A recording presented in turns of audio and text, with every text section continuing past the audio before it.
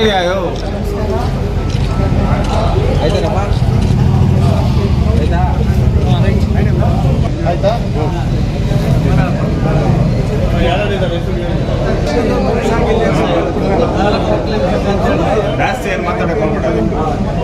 ಎಲ್ರಿಗೂ ನಮಸ್ಕಾರ.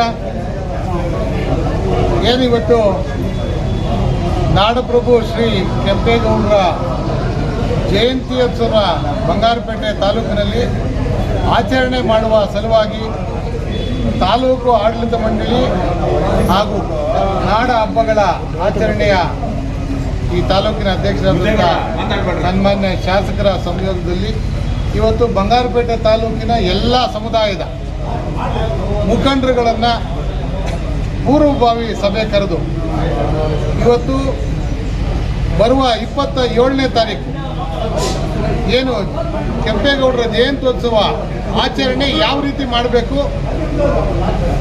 ಕಾರ್ಯಕ್ರಮವನ್ನು ಯಾವ ರೀತಿ ರೂಪಿಸಿಕೊಂಡು ನಾವು ಕಾರ್ಯಕ್ರಮವನ್ನು ಯಶಸ್ವಿ ಮಾಡಬೇಕಂತೇಳಿ ಇವತ್ತು ಸಭೆಯಲ್ಲಿ ನಾವು ಚರ್ಚೆ ಮಾಡಿ ಒಂದು ತೀರ್ಮಾನಕ್ಕೆ ಬಂದ್ವಿ. ಈ ಬಂಗಾರಪೇಟೆ ತಾಲೂಕಿನಲ್ಲಿ ನಾಡಪ್ರಭು ಕೆಂಪೇಗೌಡರ ಜಯಂತಿನ ಇವತ್ತೇನು ಸರ್ಕಾರ ಏನು ಕಾಲನ ನಿಗದಿ ಮಾಡಿದೆ ಅದೇ ದಿನಾಂಕದಂದು ಒಂದೇ ಕಾರ್ಯಕ್ರಮ ಮಾಡಬೇಕಂತೇಳಿ ಒಕ್ಕರ್ಲಿಂದ ಎಲ್ಲ ಸಮುದಾಯದ ಮುಖಂಡರು ಸೇರಿ ಇವತ್ತು ತೀರ್ಮಾನ ತಗೊಂಡಿದ್ವಿ.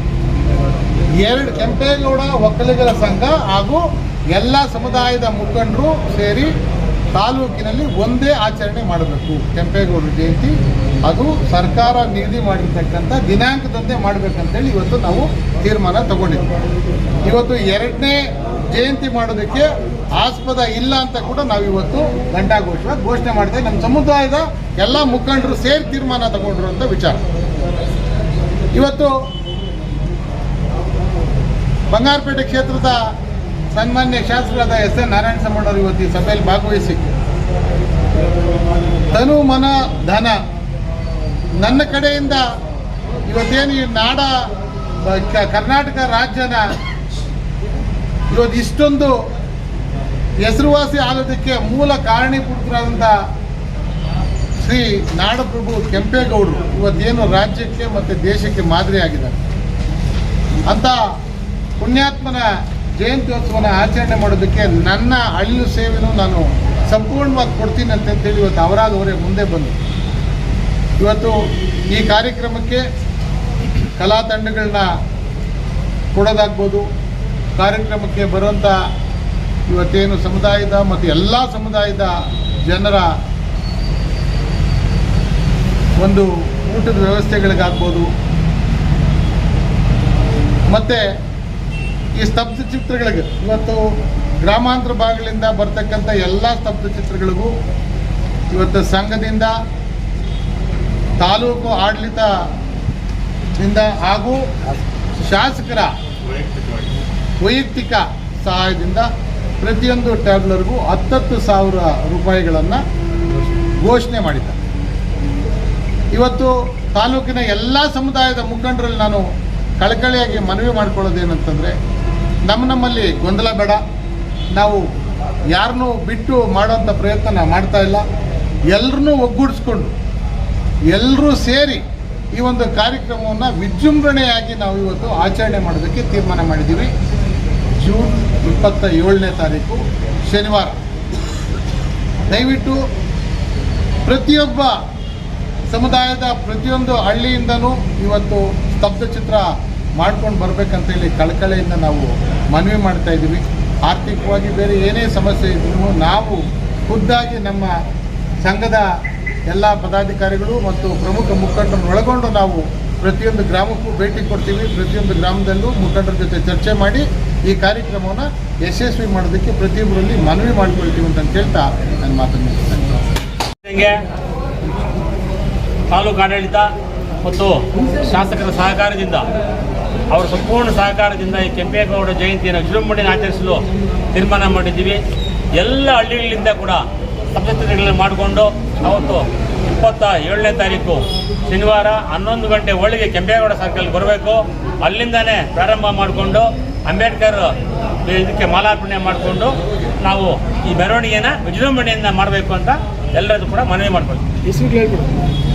ಈ ಒಂದು ಕಾರ್ಯಕ್ರಮದಲ್ಲಿ ಅಧ್ಯಕ್ಷರಾದಂಥ ಮುನ್ರಾಜುರವರು ಹಾಗೂ ನಮ್ಮ ಗೌರವಾಧ್ಯಕ್ಷರಾದಂಥ ಡಾಕ್ಟರ್ ಪ್ರಕಾಶ್ ಡಾಕ್ಟ್ರವರು, ಆಮೇಲೆ ಹೊಸೂರು ಕೃಷ್ಣಣ್ಣವರು, ಮಾದೇವಣ್ಣವರು, ಮುದ್ದೇಗೌಡರು, ಆಮೇಲೆ ಪಾಕ್ರಳ್ಳಿ ವೆಂಕಟೇಶಣ್ಣವರು, ಮಂಜು ಅವರು, ಮಾದೇವಣ್ಣವರು, ಯಾರನಹಳ್ಳಿ ಲಕ್ಷ್ಮಣರವರು, ನಮ್ಮ ಬಾಬ್ ಚಂದ್ರಣ್ಣವರು, ಎಲ್ಲ ಶ್ರೀಧರ್ರವರು, ಕಣಿಂಬೆಲೆ ಶ್ರೀನಿವಾಸು, ಚಂದ್ರಪ್ಪ DFSMS, ಉಲ್ಬೆಲೆ ಮಂಜುನಾಥ್, ಜುಂಜನಹಳ್ಳಿ ನಾರಾಯಣ ಸ್ವಾಮಿ ಹಾಗೂ ಎಲ್ಲ ಮುಖಂಡರು ಕೂಡ ಈ ಒಂದು ತೀರ್ಮಾನವನ್ನು ತಗೊಂಡಿದ್ದೀವಿ.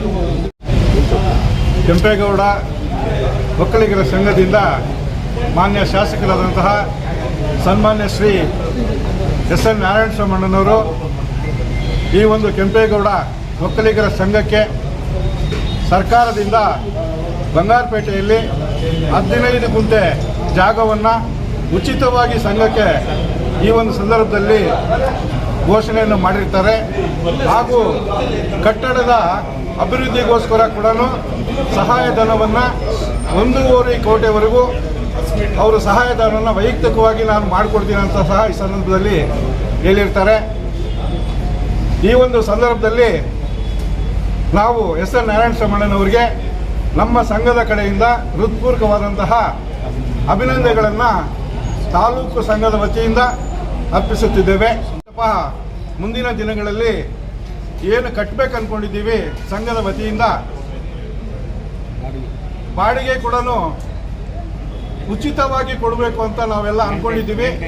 ಆದರೂ ನಮ್ಮ ಶಾಸಕರ ಒಂದು ನಿರ್ದೇಶನದ ಮೇರೆಗೆ ಮಿನಿಮಮ್ ಮೇಂಟೆನೆನ್ಸ್ ಎಷ್ಟು ಬೇಕೋ ಅಷ್ಟನ್ನು ಮಾತ್ರ ನೀವು ತಗೊಂಡು ಸಂಘಕ್ಕೆ ನೀವು ಸಂಘದ ಕಡೆಯಿಂದ ನೀವು ನಾಗರಿಕರಿಗೆ ನಿಮ್ಮ ಕುಲಬಾಂಧವರಿಗೆ ಉಚಿತವಾಗಿ ಕೊಡಬೇಕಂತ ಅವರು ತಮ್ಮಲ್ಲಿ ವಿನಂತಿಸಿಕೊಂಡಿದ್ದಾರೆ.